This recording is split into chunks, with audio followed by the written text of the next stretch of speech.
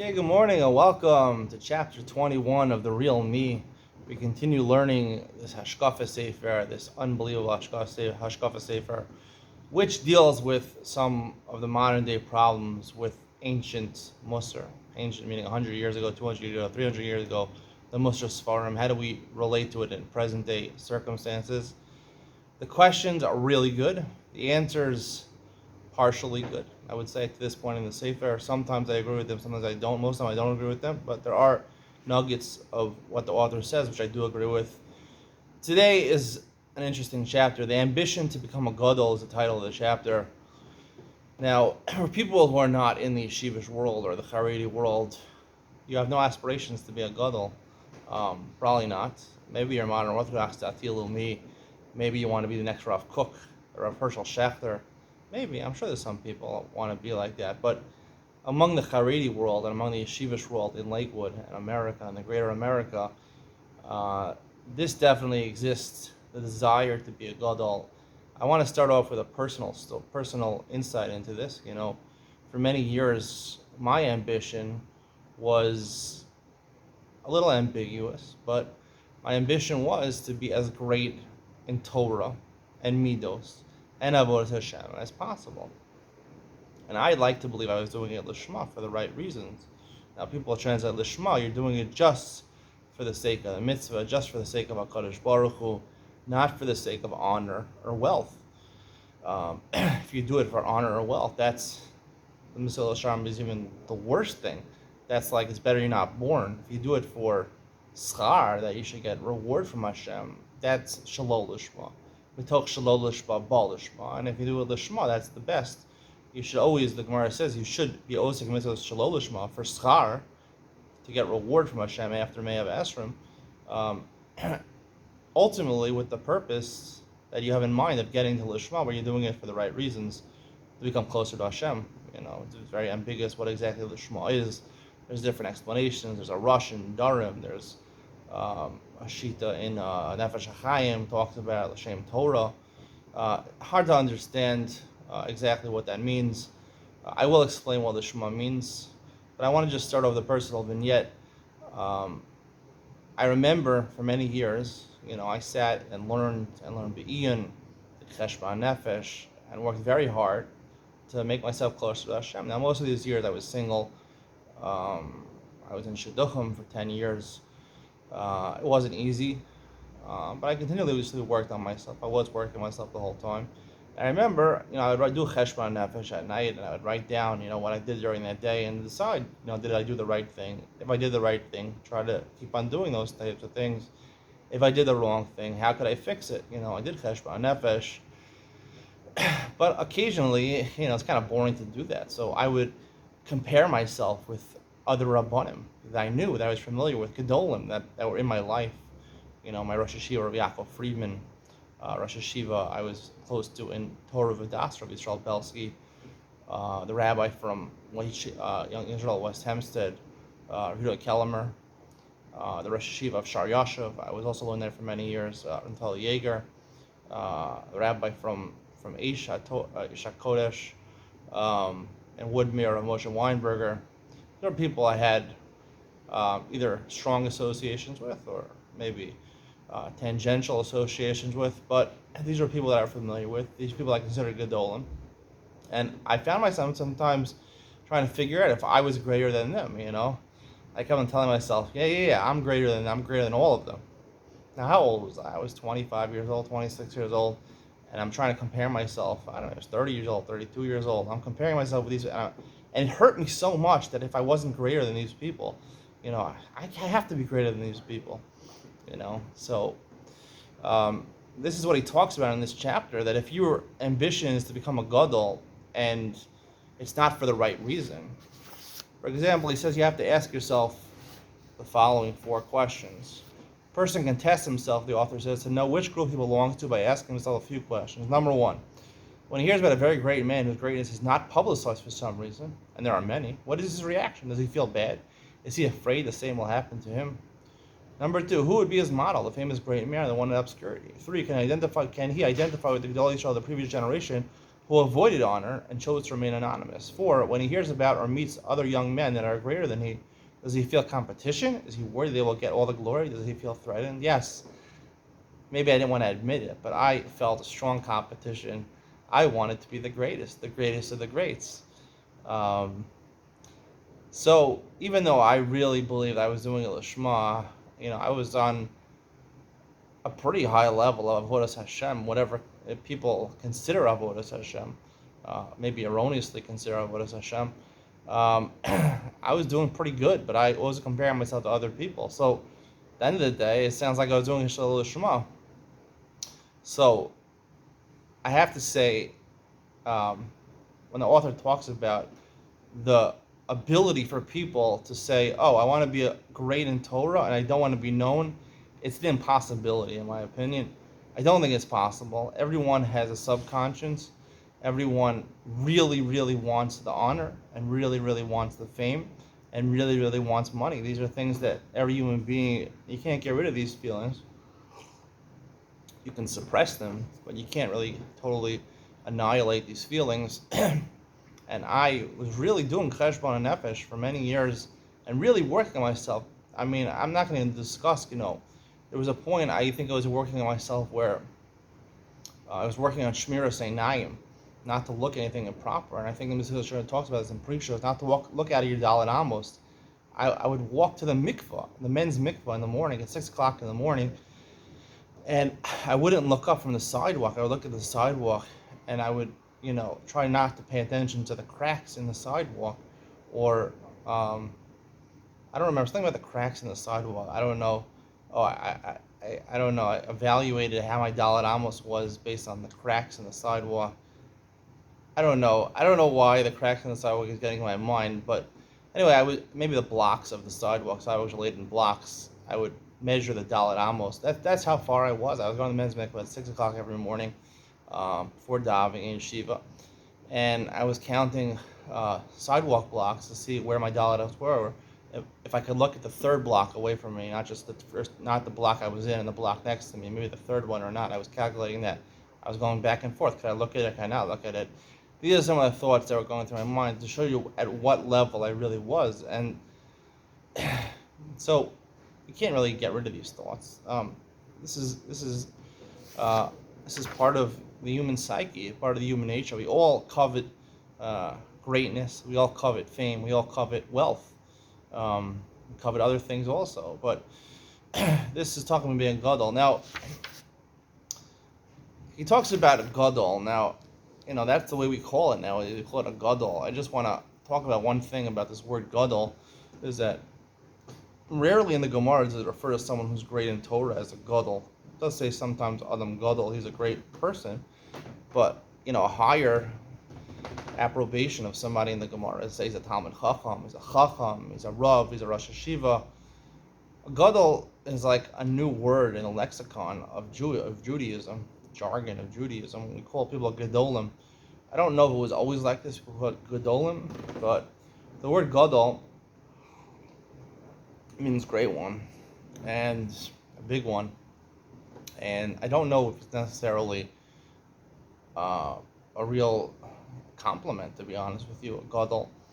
Lahavdil Elif Alfe Alafos, just comparing Gadolim in the Jewish world, in the frum world, with stars in the non-Jewish world. What's the equivalent of Gadolim in the non-Jewish world, in the secular world? Even in the Jewish world, you have Jewish music stars, right? You have you have basketball stars, you have music stars, you have actors who are movie stars, There's different types of stars, and these people are called stars, kochavim. A star, even though they're really big when you get close to them, from far away they look really small, So you look here into the skies, the stars look very small.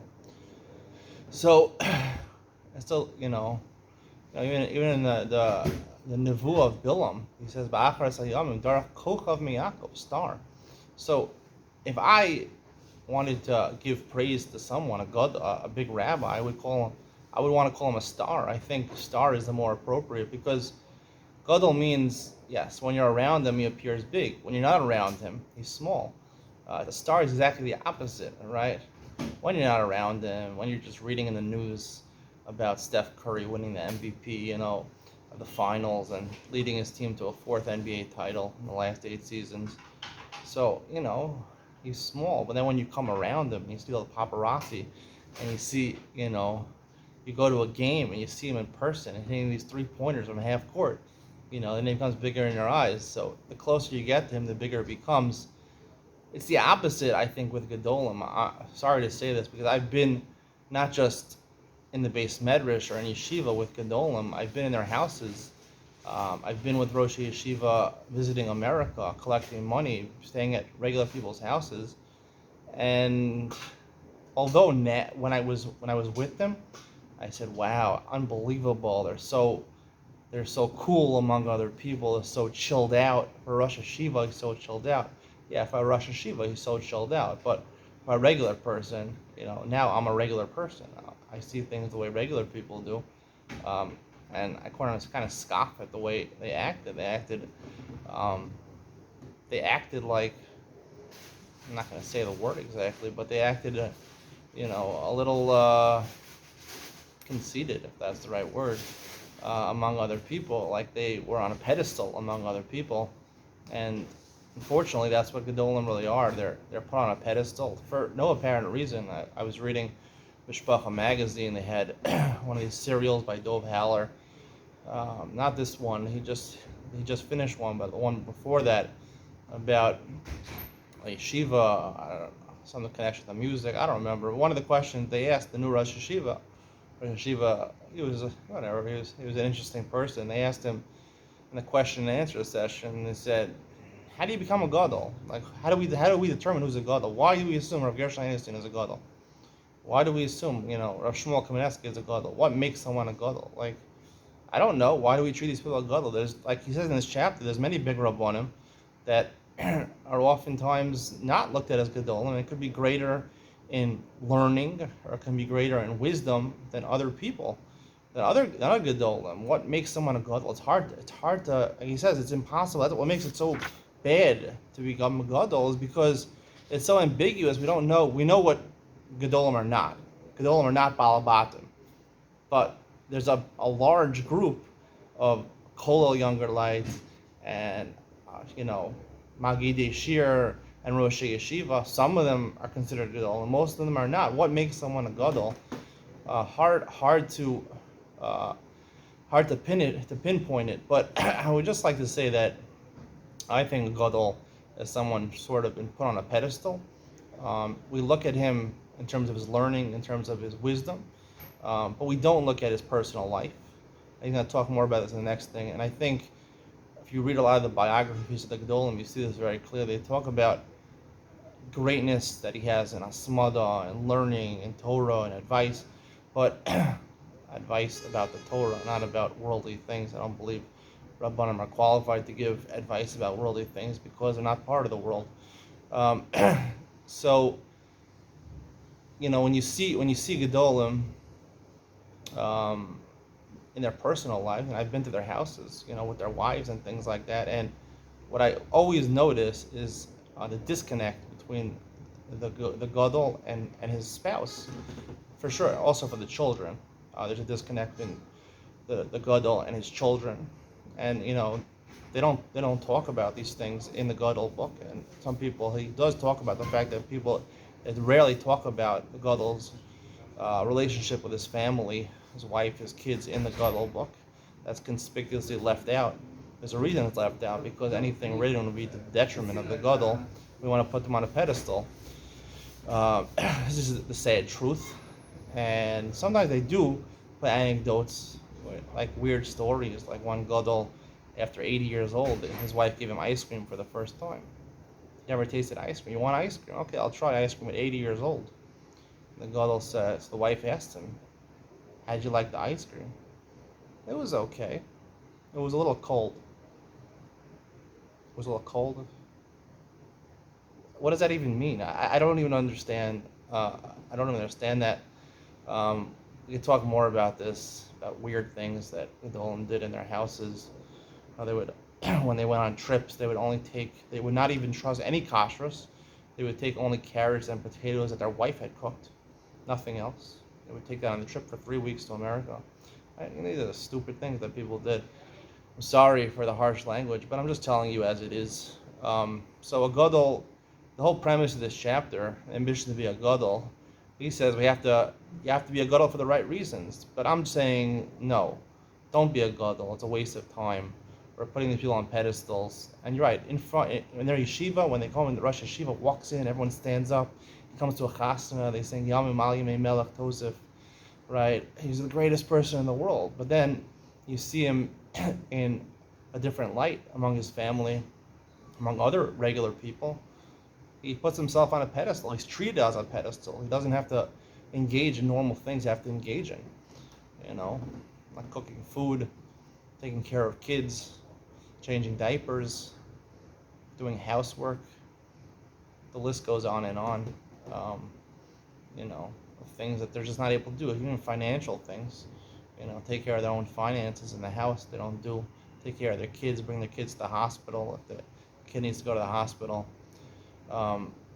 Take them to the doctor's office. They don't have time for these things. They say it's bittul Torah, but the truth is they're not capable of doing these things, and they put themselves on a pedestal, and we have to treat them on a pedestal.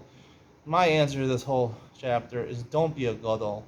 Search for your talents. Be a star. I think a star is a great thing, and you deserve the difference between a gadol and a star is that a gadol, when he gets honor, right, he always tells you sit down, sit down, sit down. He tries to not look at it. You know why? Because he's embarrassed. He doesn't deserve that honor. He's getting it for some weird reason. Hashem decided to give him this honor. They don't usually deserve the honor, and they're embarrassed. That's why they tell people to sit down. However, stars, because of their talents. Now, if you're blessed with a talent, you really didn't do anything to get it. But usually, stars who become public stars work really hard to develop their talent. Right? Not everyone can become a star athlete. Not everyone can become a star singer. If you're given if you're tone deaf, you can't become a great singer. If you're a spaz, you can't. You're wrong word. If you're someone who's not able to, who's not physically gifted, right? You have problems, hand-eye coordination, or it's hard for you to to get around, to walk or something like that. Whatever it is, you're not going to become an athlete. However, if you do have the raw talents, you have to further that and work hard. Always the greatest basketball players, the ones who work the hardest. Kobe Bryant, he was a gym rat, as in his own words. Michael Jordan, people work so hard, You work so hard, you have to develop that talent. You develop that talent, so then that is worthy for using your talent for something worldly and something special, something and that's what people love. Entertainment. People want to be entertained because we all want to enjoy life, and therefore the stars of those entertainment are the people that we adore, the people we look up to, and those are the people we should look up to. And if you have talents, you should use them, but don't use your talents in learning to become a gadol. If you're successful in learning, so give a shir, give a magid shir, say a chiddush. You don't have to be a Rosh Yeshiva. You don't have to be a big Rav of a shul. He says being a Rav of a shul is a compromise or a magid shir. I think the only one is a magid shir because you're not encumbered by chovos. You're indebted to other people. When you're a Rav, you have obligations to other people. You have to go to all their weddings, to all their funerals. You have to give a speech every Shabbos. You have to speak with them if they have, shalom bayis problems. At Rosh Yeshiva, you have the whole afternoon. You have to meet with people. I don't know. You have to meet with people all the time. They're always calling on the phone. They're nagging you. It's a tremendous burden on people. You're a magid shir. You just flip on, your smartphone, the camera, and you give a shir in front of the camera. Like me, I have no obligations to anyone. Sometimes people send me comments or whatever. If I decide I answer, if I decide not to answer it, I have no obligations to anybody. I do it at my own discretion. I can say whatever I want. So, it's good to be a magid shir. It gives me, strength in my learning that I want to learn better, to say a better shir. I enjoy speaking in front of a camera, so I enjoy the publicity. So I'm a magid shir, but I'm also going to be, or maybe am, a YouTube star. So there is such a thing as a YouTube star. It's a new genre of stars, YouTube star, because it's basically a TV star. But, this is the new version of TV, or it's a personalized version of TV. That's what social media is. It's a personalized version of TV. that's all I have to say about this chapter. We'll talk more about the greatness of a Gadol, or the not so greatness of a Gadol, in the following chapter, where he talks more about Gadolim books. And that's all I have to leave you off with today, that the whole premise, the ambition to be a Gadol, instead of the author's opinion of refocusing it on doing it for the right purposes, I don't think I think it's impossible to do it for the right purposes. If you're going to get honor and fame for your knowledge in Torah, or your knowledge or your acumen in learning, it's probably false to honor, because you got to earn your honor. You got to earn it, and that's not earning it. Using your mind is not earning it. We'll talk more about using your mind versus body later on in the book. But that's what I have to say about this. Hope you enjoyed. See you in the next one.